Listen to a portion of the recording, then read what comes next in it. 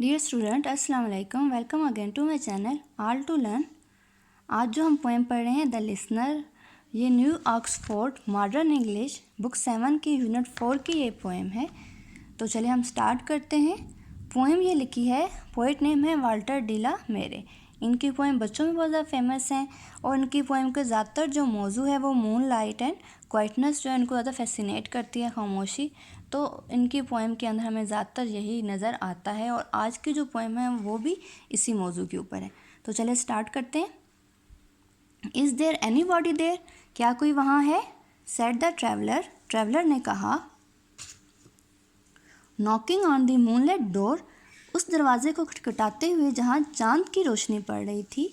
And his horse in the silence champ the grasses, और जो उसका घोड़ा था वो खामोशी से घास चर रहा था। ऑफ द फॉरेस्ट फर्नी फ्लोर, जो फॉरेस्ट है जंगल है उसके फर्नी फ्लोर घास वाले फर्श पर। तो इन 4 लाइनों से जो हमें बातें पता चली हैं वो ये है कि एक ट्रैवलर है जो उस दरवाजे को खटखटा रहा है जहाँ चांद की रोशनी पड़ रही है, और वो घोड़े पर आया है क्योंकि घोड़ा घास चर रहा था। कहाँ पे? फॉरेस्ट पे, जंगल में। तो ये थर्ड चीज़ क्या है कि वो जंगल है। और फोर्थ चीज़ ये है कि ये पुराने ज़माने की बात है क्योंकि पुराने ज़माने में ही लोग घोड़ों पर सफ़र करते थे। And a bird flew up out of the turret, और एक जो परिंदा है वो मीनार के ऊपर से उड़ के जाता है क्योंकि वो जब घर खटखटाता है दरवाज़ा तो जो परिंदा है वो आवाज़ सुनकर उड़ जाता है। तो इससे हमें ये भी पता चलता है कि जो घर है यहाँ कोई नहीं रहता क्योंकि जिस जगह इंसान रहते हैं वहाँ परिंदे घोंसला नहीं बनाते। Above the traveller head, traveller के सर के ऊपर से परिंदा जब उड़ के जाता है। And he smote upon the door again a second time, और क्या स्मोट होता है? ज़ोर से खटखटाना। तो उसने अगेन दोबारा खटखटाया है दरवाजे को दूसरी मरतबा। Is there anybody there, क्या कोई वहाँ है? ही सेड, उसने कहा। But no one descendant to the travel, लेकिन किसी ने भी ट्रैवलर को जवाब नहीं दिया। ट्रैवलर मीन मुसाफिर। No head from the leaf fringe sill, कि कोई भी सर वहाँ से नहीं जहाँ का लीफ फ्रिंग होता है, जो बेलों से पत्तों से ढकी हुई दीवारें होती हैं। Lean over and look into his grey eyes, कि किसी ने भी कोई भी सर वहाँ से नहीं झुका उसकी ग्रे आंखों में देखने के लिए। Where he stood perplexed and still, कि जहाँ वो कन्फ्यूज़ और बिल्कुल सीधा खड़ा हुआ था। प्रीप्लेक्स बोलते हैं कन्फ्यूज़।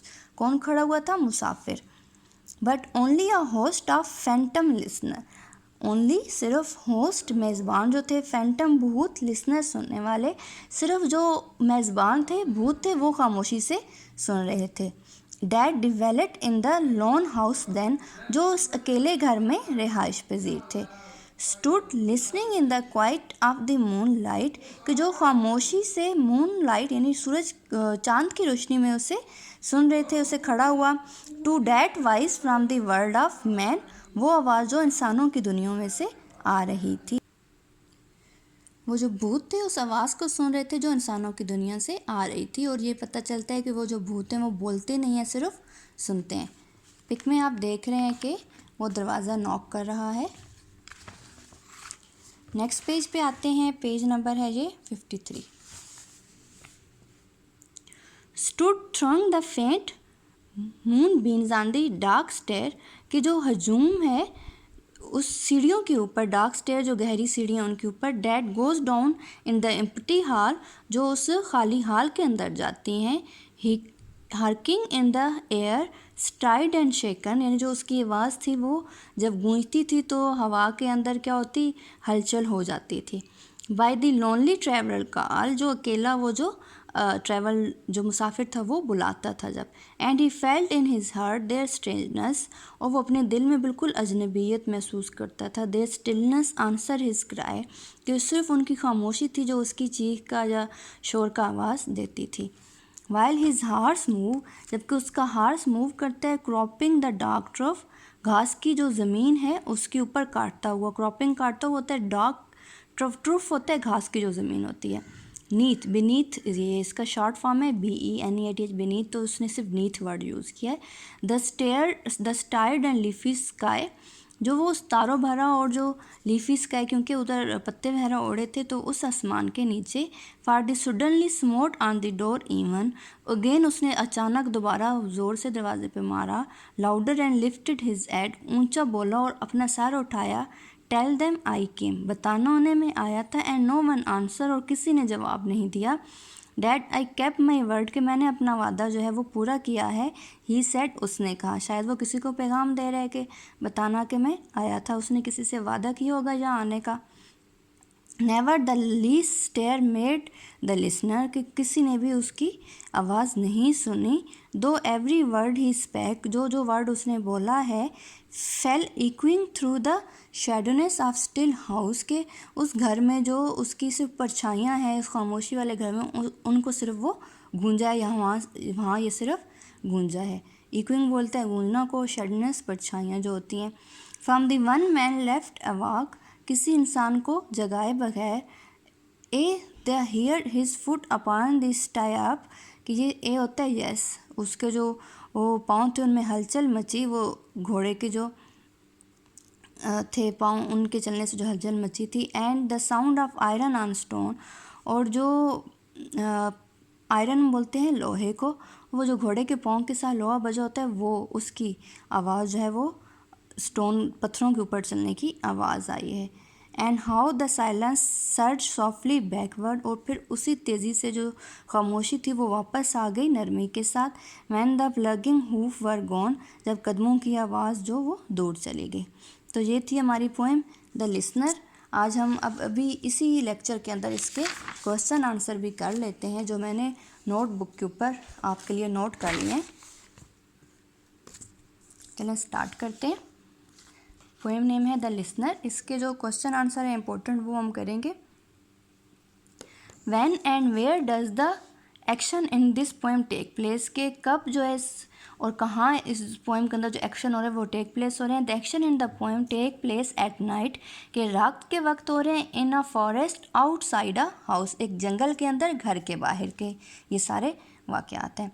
विच वर्ड और phrase tell us that the plants around the house have overgrown. The phrase is leaf fringed sill, ये वाली जो फ्रेज थी लीव फ्रेंसिल, ये हमें बताती है that the plant around the house have overgrown. अगर आप बड़ा क्वेश्चन याद नहीं कर सकते तो यहाँ तक काफ़ी है, अगर कर सकते हैं तो सिल के आगे ये लगा दें the plant are that are the phrase tell us that the plants around the house have overgrown. Which word in line 5 of the poem suggests that this house is quite big and grand? The word is turret, क्योंकि turret उसके ऊपर मीनार था, तो मीनार बड़े बड़े घरों के ऊपर होते हैं, तो हमें ये बताता है कि ये घर जो था वो बहुत बड़ा था। और what is stirred and shaken by the traveler shout, कि उसके चीखने से क्या स्टेयर और शेकन हुआ, तो हमने पढ़ा था an air is shaken as stirred by the traveler shout, कि ट्रैवलर के चीखने से क्या हुआ, हवा जो है वो स्टेयर्ड और शेकन हुई है।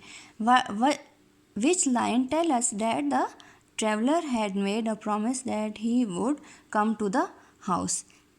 जो लाइन थी वो मैंने इधर लिखी है। Tell them I came and no one answer that I kept my word, और ये वाली जो 3 लाइन थी ये हमें बताती थी कि उसने कोई प्रॉमिस किया था यहाँ आने के लिए। क्वेश्चन नंबर F है what word is repeated at the, ये क्या है, बिगिनिंग, हाँ, beginning and ending of the poem, and what impact does it have. The word silence is repeated at the beginning and end of the poem. It reinforce the lack of sound, कि ये किस चीज़ पे जोर देता है कि वहाँ बिल्कुल खामोशी थी, कोई आवाज़ नहीं थी।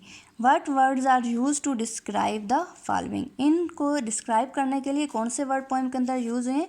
द डोर के लिए moonlight, moonlight door word use हुआ था ना। द ट्रैवलर आइज़, तो उसकी आइज़ कैसी थी, the traveller grey eyes. The turf, dark turf word use हुआ था।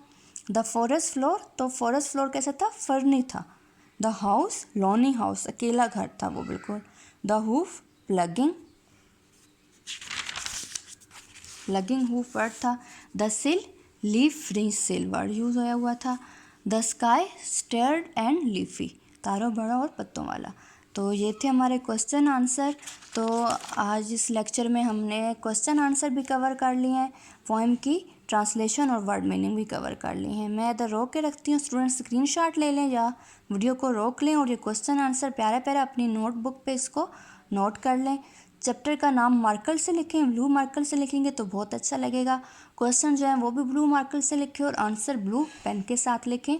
मार्जिन लगाएं, डेट लिखें, क्लास वर्क, होमवर्क जो भी है वो आप इसको करें और इसको प्यारा प्यारा लिख लें। ये क्वेश्चन नंबर ए और क्वेश्चन नंबर बी और क्वेश्चन नंबर सी के आंसर है। इस पेज पे क्वेश्चन नंबर डी, ई और ई, यानी क्वेश्चन नंबर डी और ई दो ये क्वेश्चन आंसर हैं इस पेज पे। और क्वेश्चन नंबर एफ और जी जो हैं वो इस पेज पे। साथ आप मेरे चैनल को सब्सक्राइब कर दीजिए और मेरे साथ बेल नोटिफिकेशन भी ऑन कर दीजिए ताकि आपको लेटेस्ट वीडियो की अपडेट मिल जाए। और इस पूरी जो बुक है new Oxford modern English book 7, इसकी पूरी प्ले लिस्ट का मैंने जो लिंक है वो डिस्क्रिप्शन बॉक्स में दे दिया, वहाँ से आप उसे देख सकते हैं। सारे लेक्चर चैप्टर 1 से लेकर एंड तक उसमें होंगे, आप सुन सकते हैं उन्हें और अपना काम कर सकते हैं। Thank you for watching. अल्लाह हाफिज़।